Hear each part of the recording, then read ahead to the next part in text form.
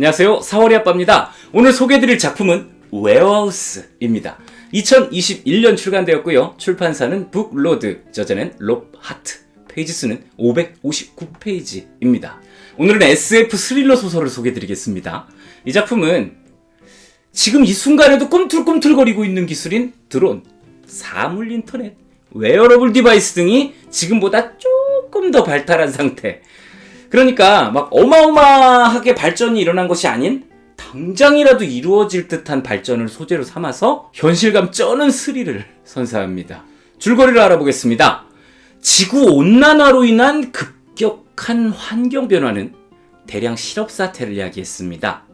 이에 범죄율은 점점 높아져만 가고 사람들은 늘 안전을 걱정해야 하는 상황이 됐죠. 이제는 집 밖으로 나오는 것조차 꺼리게 됐습니다. 이때 주목을 받는 기업이 등장을 했으니 바로 클라우드입니다. 이 기업은 최저가로 물품을 판매하고 주문받은 물품을 드론 택배를 이용해서 1시간 이내에 집 앞으로 배달합니다. 획기적이죠? 이를 통해서 거침없는 성장을 이어간 클라우드는 거대 온라인 유통기업으로 자리 잡았습니다. 이야기는 클라우드의 창시자인 깁슨의 이야기로 시작합니다. 깁슨은 췌장암으로 살 날이 얼마 남지 않은 상태에서 자신이 만들어낸 클라우드에 관한 설명을 시작하는데요. 왜 만들었는지, 어떻게 운영했는지, 무엇을 했는지, 철학은 무엇인지. 클라우드는 실업난으로 고통받는 이들에게 수천만 개의 일자리를 제공했고요. 그들에게 숙식과 파격적인 복지를 제공하면서 안전을 보장해줬습니다. 사람들은 클라우드를 꿈의 기업이라고 말하고 있어요. 더불어서 엄청난 규모의 세수 창출, 탄소 배출량 감축 주도로 인한 국가로부터의 고액의 세금 감면 혜택까지 받고 있는 상황이거든요. 이제 클라우드는 글로벌 온라인 유통기업을 넘어서서 인간의 삶 전반을 책임지는 국가보다 더 국가 같은 위세를 펼치고 있습니다. 하지만 이러한 클라우드에도 어두운 면이 존재했으니 클라우드의 이런 공격적인 정책들은 주변 상권을 하나씩 무너뜨리기 시작을 했고요. 클라우드와 거래 관계를 형성하고 있던 기업들조차도 막무가내식 저가 공급 요구로 인해서 결국엔 무너지고 말았습니다. 이렇게 수많은 실업자를 만들어낸 클라우드가 수천만 개의 일자리를 제공하고 있는 거죠. 거참. 아무튼 이들은 이렇게 주변의 모든 것을 잠식해 나가고 있었습니다. 이 작품의 주인공인 팩스턴도 그중 한 명이었어요. 그는 한때 자신이 직접 개발한 기계를 판매하면서 승승장구하던 CEO였지만 거래처였던 클라우드의 무리한 요구로 인해서 결국엔 빈털터리가 됐습니다. 하지만 먹고는 살아야 되잖아요. 그래서 자신을 무너뜨린 클라우드에 취직하기로 결심했습니다. 그렇다고 완전히 굴복한 거냐? 그것도 아니에요. 일단 들어가서 클라우드의 대표를 만나면 나를 이렇게 만든 것에 대해서 따질 거야 라고 마음을 먹고 있어요. 팩스턴은 면접을 보러 가는 길에 지니아라는 여성을 알게 됩니다. 교사로 일을 했었다고 하는데요. 이 비슷한 처지의 두 사람은 많은 이야기를 나누면서 가까워졌고요. 함께 꿈의 기업이라 불리는 최상급 복지가 제공되는 곳 클라우드에 입사했습니다. 근데 막상 들어와 보니까 듣던 곳하고는 분위기가 완전히 다릅니다. 업무 시간 중 화장실은 오전, 오후 각 한 번 15분, 점심시간 30분, 업무 시간 준수 철저, 능률 떨어지면 강등, 자꾸 강등되면 쫓겨날 수도 있어요. 모든 사람은 각기 다른 색의 셔츠를 입습니다. 이 색은 관리직, 서비스직 등 각자의 업무를 나타냅니다. 다행히 주인공 팩스턴은 한때 교도관으로 일을 했던 경력을 인정받아서 비교적 편한 업무인 보안 업무를 할당받았습니다. 그는 곧장 아주 쓸만한 성과를 이루어내면서 상사들의 신임을 얻기 시작했고요.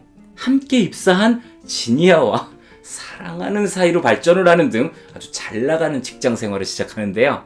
그러다 보니까 이거 내가 대표를 만나서 따질 거야 그랬던 처음에 분노보다는 본실의 만족감을 느끼는 뭔가 자신과의 타협을 이루고 있는 듯한 그런 상태가 되고 말았습니다. 한편 지니아는 팩스턴과 달리 힘든 업무인 물류 업무를 할당받았습니다. 이곳에서 일하고 있는 사람들은 다른 색깔의 티셔츠를 입는 것 외에 모두가 손목에 클라우드 밴드라는 시계처럼 생긴 것을 착용해야 됩니다. 이 밴드는 사람들의 일거수일투족을 감시하는 장비거든요. 잠자는 시간에는 벗어서도 안 됩니다.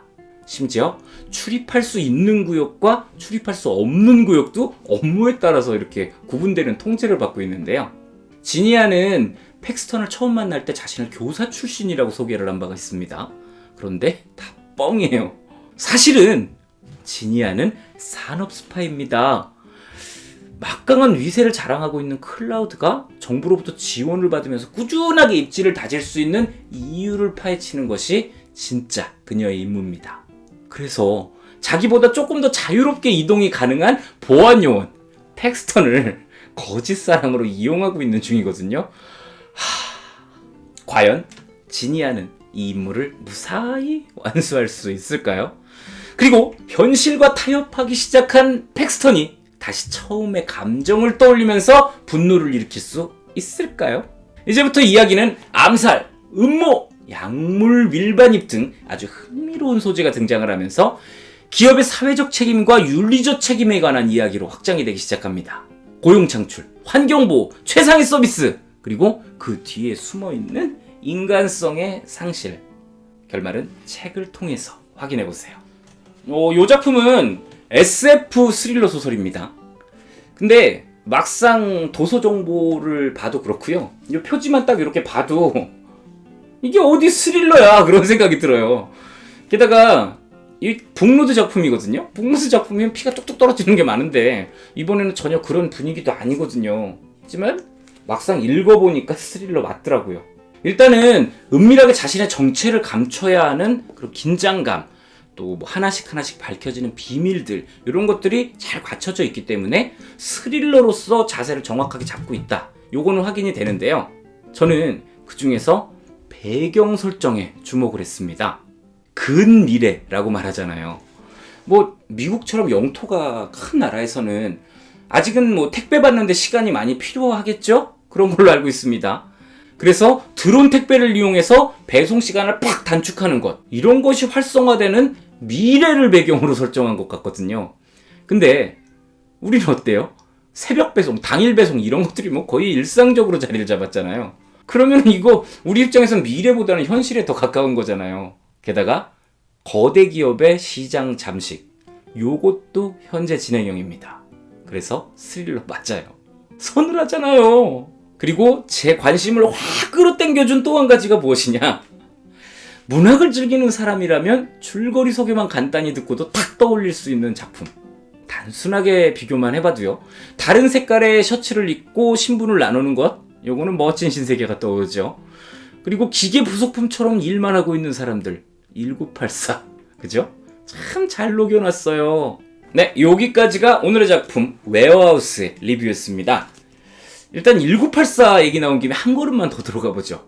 웨어하우스의 주인공의 이름은 팩스턴, 1984의 주인공의 이름은 윈스턴.